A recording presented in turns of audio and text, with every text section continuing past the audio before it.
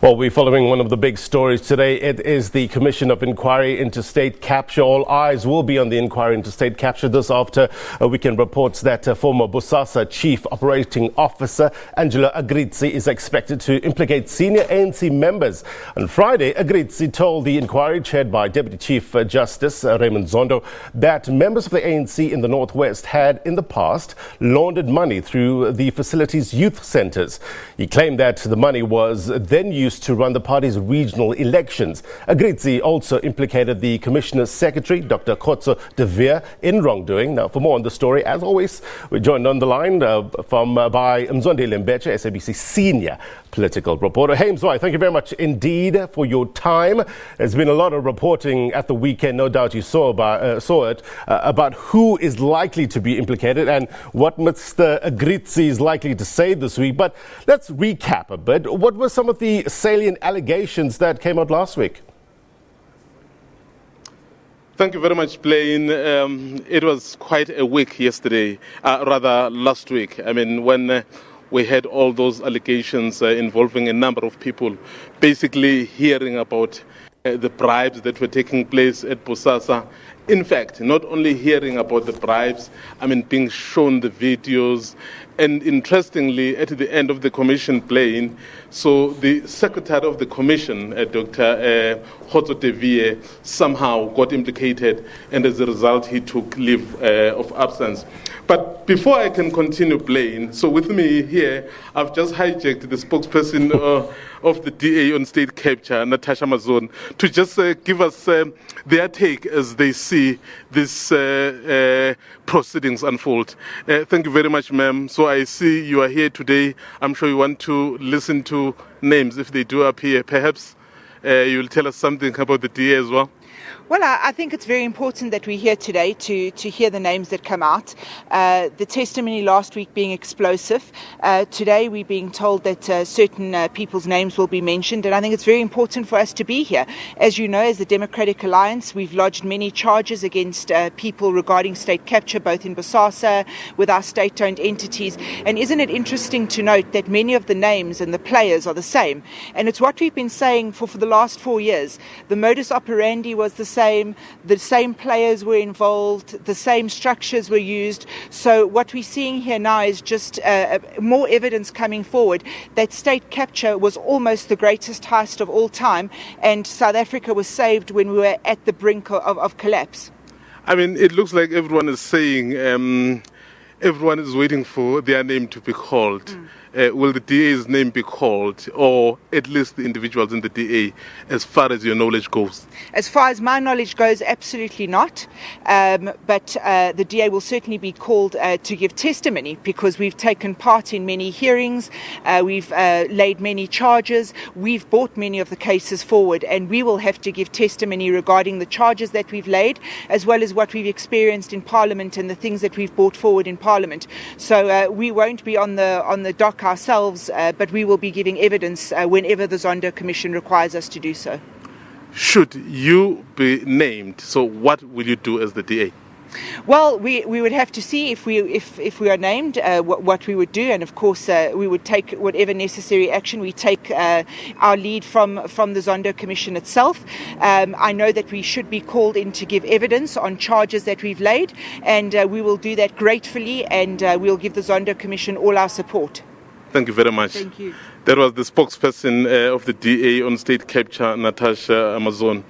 Blaine, as we were speaking earlier, this is a commission that has really aroused so much interest, given the kind of allegations that are coming out. As you were saying earlier, I mean, we mentioned the name of the secretary of the commission that got implicated, and there were many other names. And the newspaper reports at the weekend, Blaine, also, I would say, added fuel to the fire.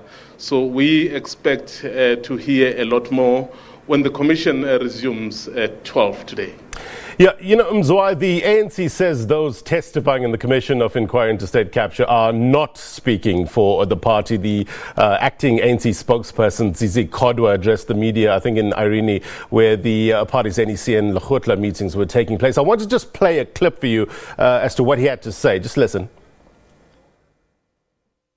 Regardless of how many names of ANC senior politicians or leaders appear before the commission as they've appeared before, it does not mean they appear on behalf of the ANC. They will appear in their own capacity. But as the ANC, whoever is mentioned will not have acted on behalf of the ANC, individually must voluntarily go before the commission.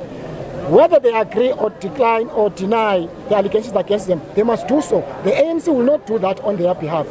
There is no allegation against the ANC as an organization, except in the instance that there is certain allegation which has been made against some MEC of Northwest who went to Bosasa in terms of the allegation again to ask for money for elections. Whether he did that on the mandate of the organization is for that individual mentioned, and the organization in that instance will go and testify and contradict that evidence. Zizi Kodwa there. So this forms part of our question of the day, Mzwa, and we're asking the viewers there, what do you make of the ANC's response? The ANC has always maintained that they were not on trial here, so you kind of expected that response, isn't it? Absolutely. They've been at pains to try and separate individuals from the bigger party. Remember, Blaine, this is an election year. If the ruling party were to be seen to be on trial, and can you imagine its prospects come election time? I think that's why the leadership of the ANC is trying by all means to say, yes, those people could be our members, but they were not acting on behalf of the ANC. So they are trying to create really a distinction between individuals and the party. Because if really the name of the party gets dragged into the whole situation of this corruption at the commission, it may look very, very, very, very bad for the election. So it would really be understandable, Blaine. But also, it will be very interesting to see how many more people are getting implicated and what sort of positions they were holding.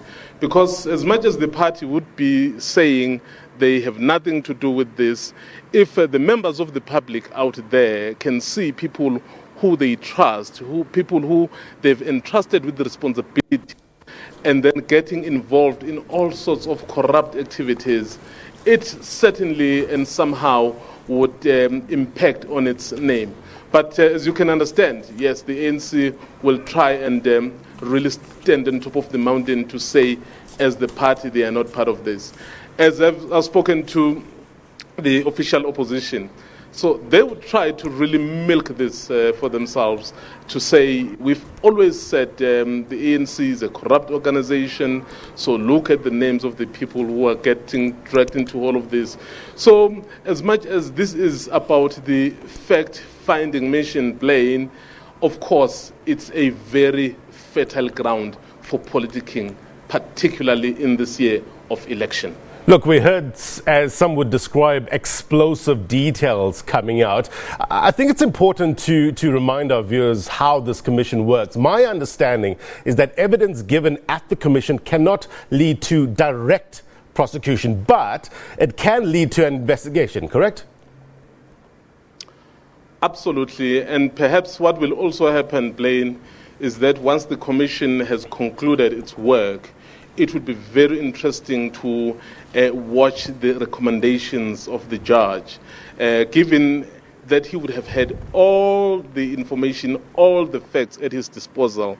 So then he will have the opportunity then to recommend. And given some of the information, Blaine, that is coming out of here, I mean, criminal prosecutions are recommended in some instances. Said, I mean, this is a commission basically trying to unearth the truth, but as it continues to unearth the truth, so you people who are getting implicated. In fact, even if you look at the character that is on the witness stand right now, Mr. Angelo Agrizzi, as much as he is implicating a number of people, Blaine, he is also implicating himself, and it will be very interesting, really, to see how the NPA responds to this. Particularly, Blaine, we have the new head of the NPA. She's got her work cut out for her. Indeed, Shamala Butoy will be in the spotlight, seeing how she deals with these issues. Commission resumes at 12 midday. Mzwandile Mbeje, SABC Senior political reporter. Thank you very much indeed for your report.